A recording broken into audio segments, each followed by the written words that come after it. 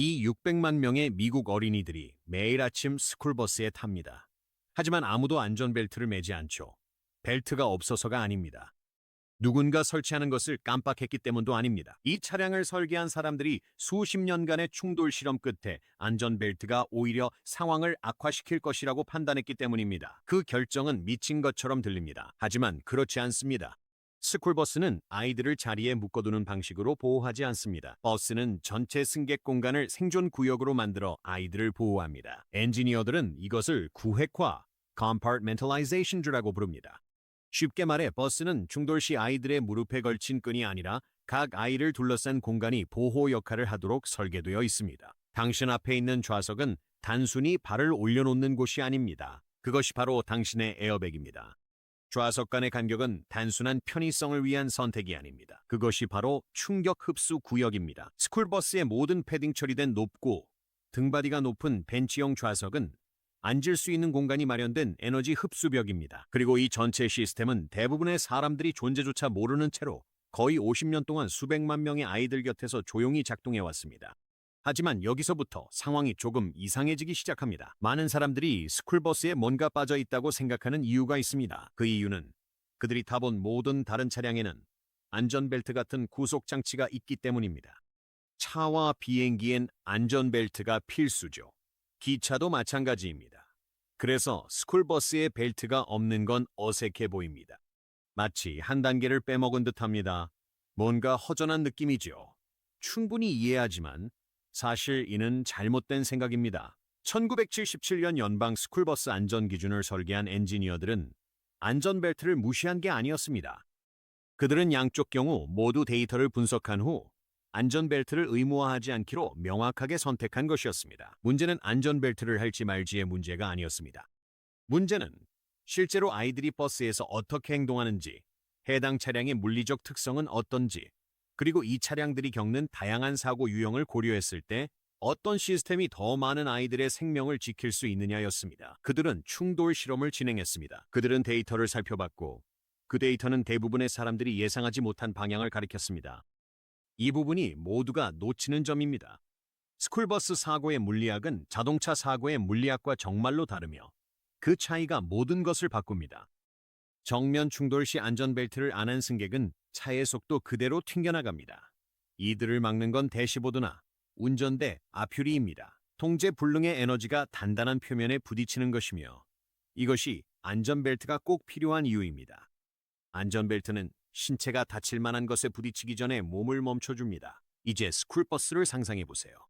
스쿨버스의 좌석은 비정상적으로 높아서 자동차 좌석 등받이보다 훨씬 높습니다. 좌석들은 서로 가까이 배치되어 있는데 이는 성인용 차량에서 볼 수 있는 것보다 더 가깝고 특히 뒷줄을 향한 표면에 두껍게 패딩이 되어 있습니다.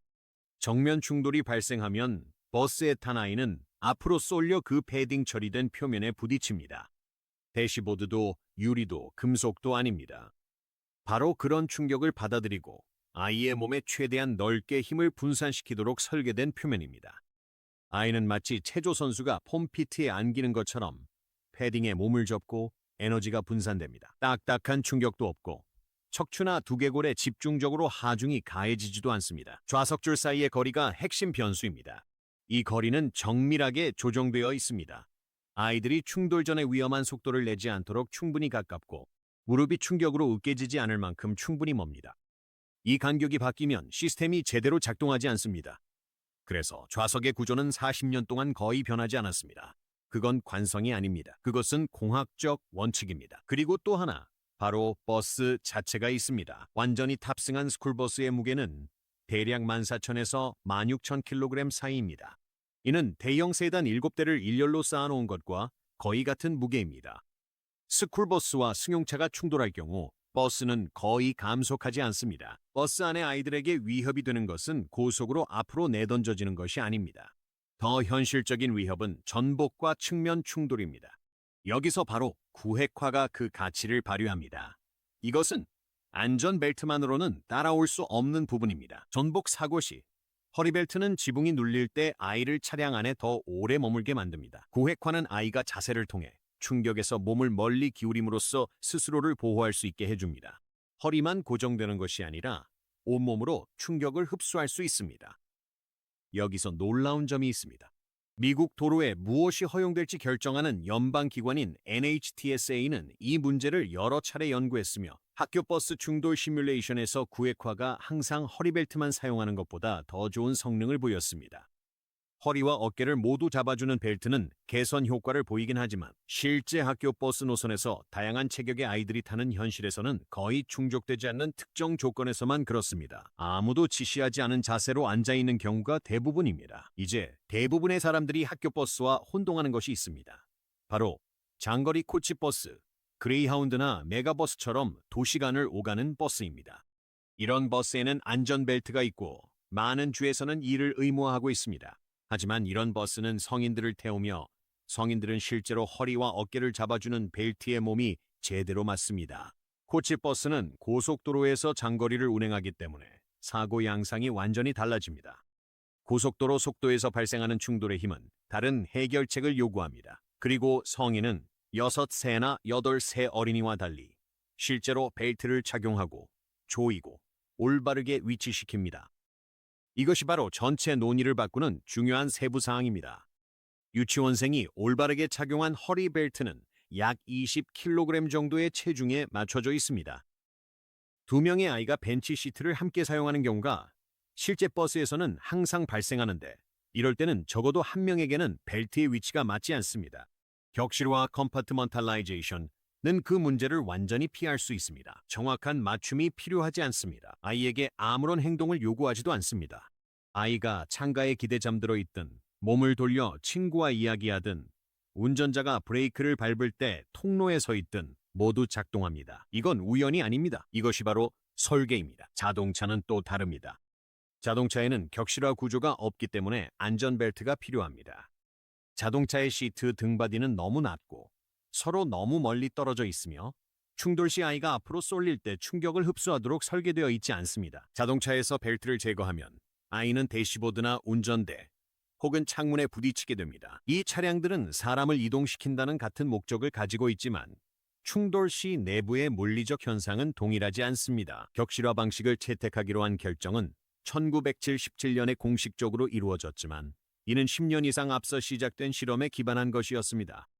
전용 스쿨버스가 존재하기 전에는 아이들이 아무런 보호장치도 없는 마차형 스쿨 외건에 실려 이동했습니다. 1910년대 초기의 모터 스쿨버스는 화물칸의 벤치 시트를 볼트로 고정한 화물 트럭이었습니다. 안전은 설계 기준이 아니었습니다.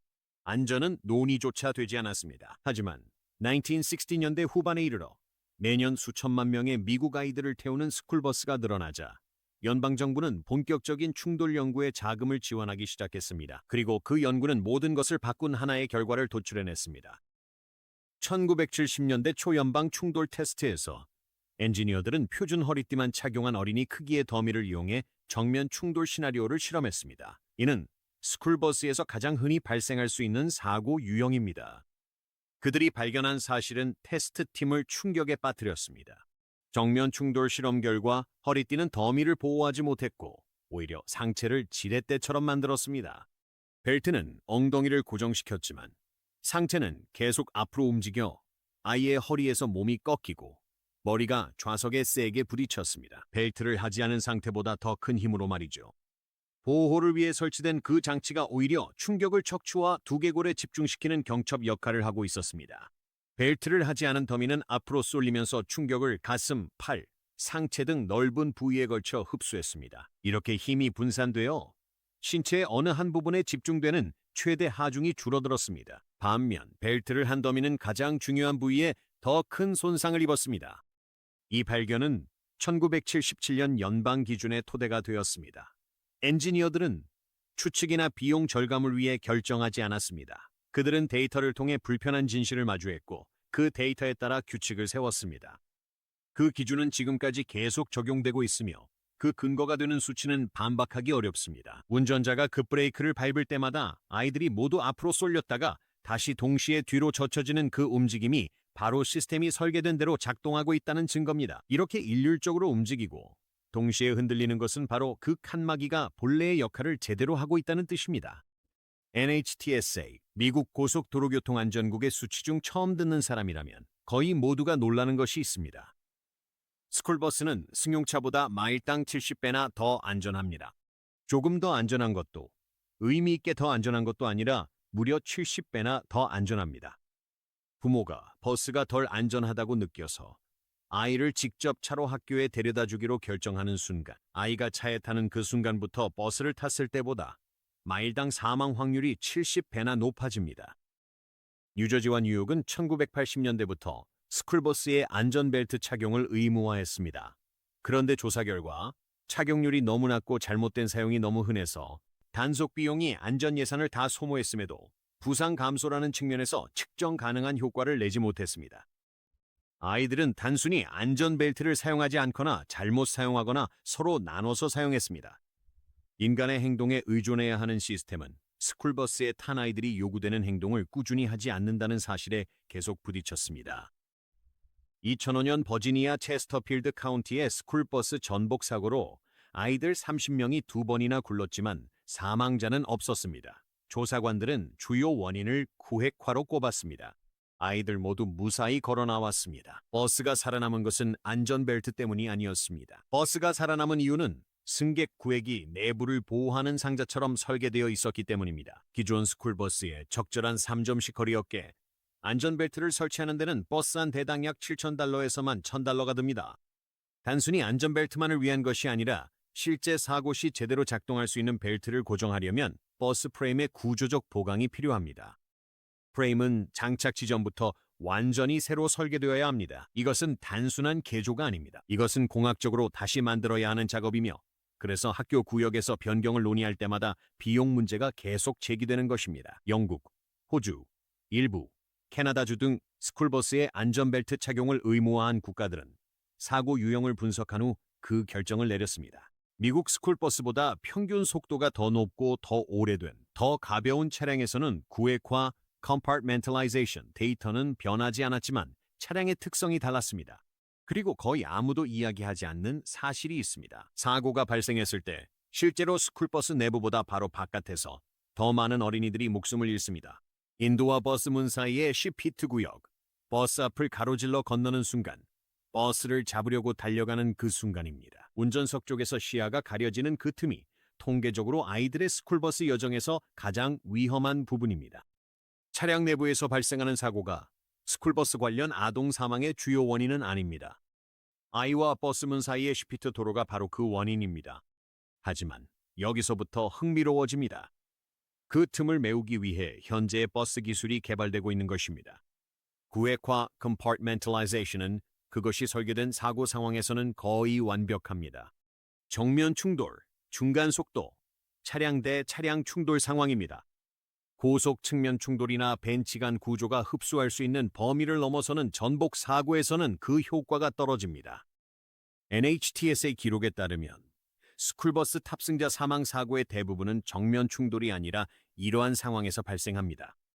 이것이 바로 실제로 존재하는 허점이며 업계도 이를 잘 알고 있습니다. 여러 주에서는 이제 새로운 버스 구매 시 구획화 compartmentalization을 대체하는 것이 아니라 고속도로를 지속적으로 운행하는 노선에 한해 구획화 위에 추가적으로 랩숄더 벨트어리 어깨 안전벨트를 의무화하고 있습니다. 구획화와 적절한 앱숄더 벨트가 올바르게 설계된 시스템에서 결합될 때 처음부터 차체에 올바른 고정 지점이 내장되어 있다면 이 조합은 각각 단독으로 적용하는 것보다 훨씬 더 효과적입니다. 블루버드와 라이온 일렉트릭 같은 제조사들이 현재 제작 중인 전기버스 플랫폼은 차체에 통합된 안전벨트 고정 지점을 갖추도록 설계되고 있습니다. 처음부터 말이죠.